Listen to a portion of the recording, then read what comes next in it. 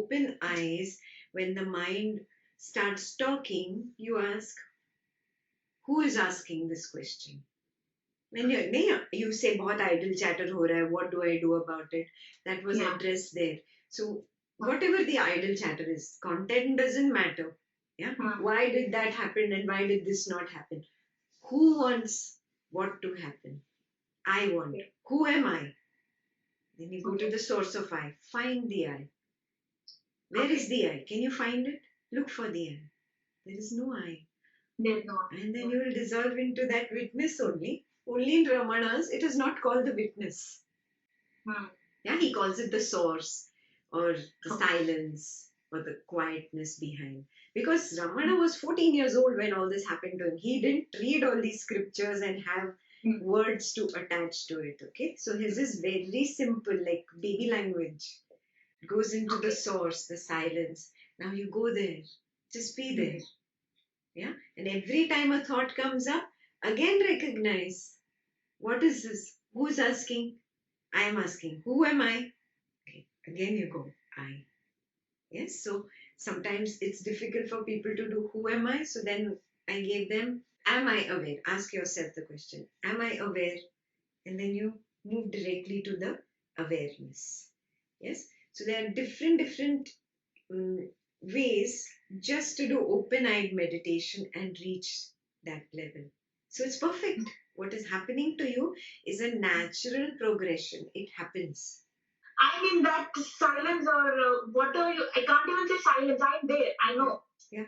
And it doesn't feel dry inside. Yeah, it doesn't feel dry. Yeah. But there is some, I don't know, void. I don't know what you call the term. Correct. Ekdam correct. Ekdam sahi hai. It is void. It is a void, but not the depressive void the way the Western society looks at the word void. But it's a very silent, calm, peaceful, at rest, a tript kind of void. Yeah. There is no more seeking in that. There is just a resting, a relaxing. When you rest in the night, when you go to sleep, you cannot sleep if there is want in the mind. Right? You can rest only if there is no more want. And then you go into that nothingness, the void. Yeah. So beautiful. You've started experiencing it with open eyes. Fantastic. You've progressed. Just going with that, but is there any more tips to go from here?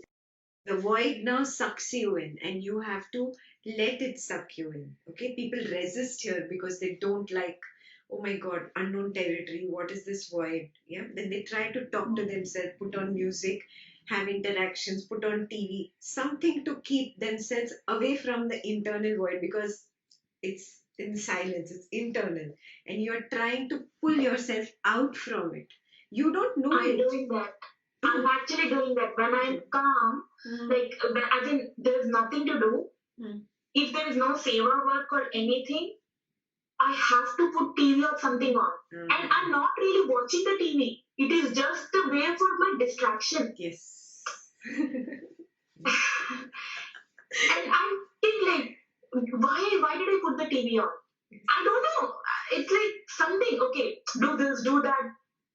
But one area, I observed that I'm doing it purposefully. Earlier it was my vasana, but now I'm doing it purposefully, not the vasana. Yeah. So now recognize it, it's not required. Even if the vasana comes on, first check, do I really need to pick up the remote and turn the TV on?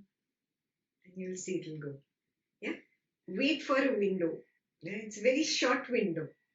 Either in that short window you take that action or you just observe that action. So this is where you practice Satipatthana with open eyes just for that little temptation. Now that you've recognized that this is what is pulling me out. You have to make friends with this void. Yeah? It's not very easy. The process from here is, in fact, it's like walking in the dark. It's like loneliness, and it is trying to suck you in and your mind is trying to suck you out. You'll feel a tug of war going on, for some time.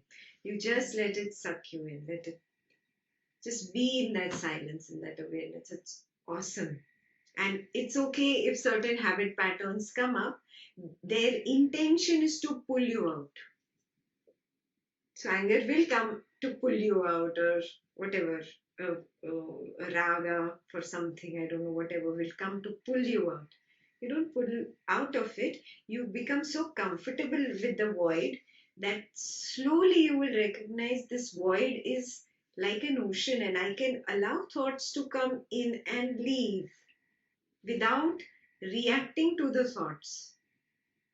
They are welcome as long as they just leave. They are like strangers passing by, and they just found this space. And so they have to pass by here.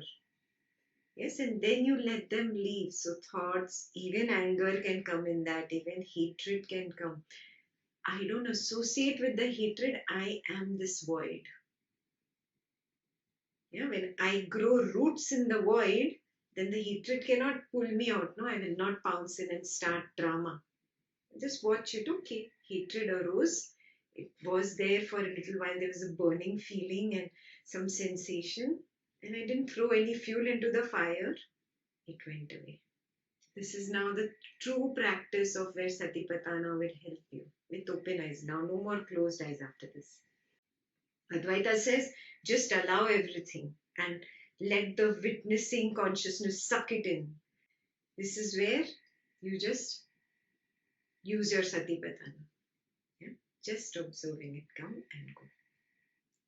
Yeah? And the more you will get sucked into the void, you will start feeling that you're walking, talking in open-eyed time. You're in jhana 7. You're in nothingness, absolute nothingness, absolute quietness. Yes, and when you see something come up in the mind, that is nothing but jhana 8, and it looks like a dream because I am not jumping in. The moment I jump in, I make it reality. The moment I'm still in my void and I'm watching it like a spectator, it is the dreamy kind of images floating around jhana 8.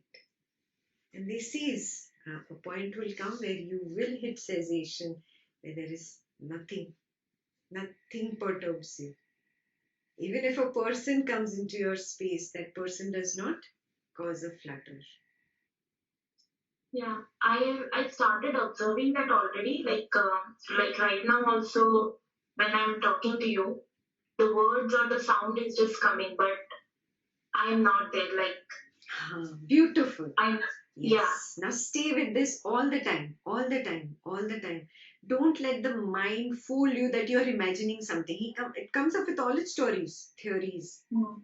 Yeah, you're imagining, or this is not right. No, this is the real thing. I am the witness. I'm not the body. Today, I think some 22-year-old kid came, and she looked pretty young, I don't know.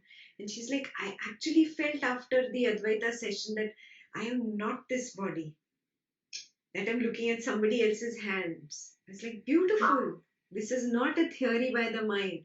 This is really you getting established in the witness, recognizing that there is a separation.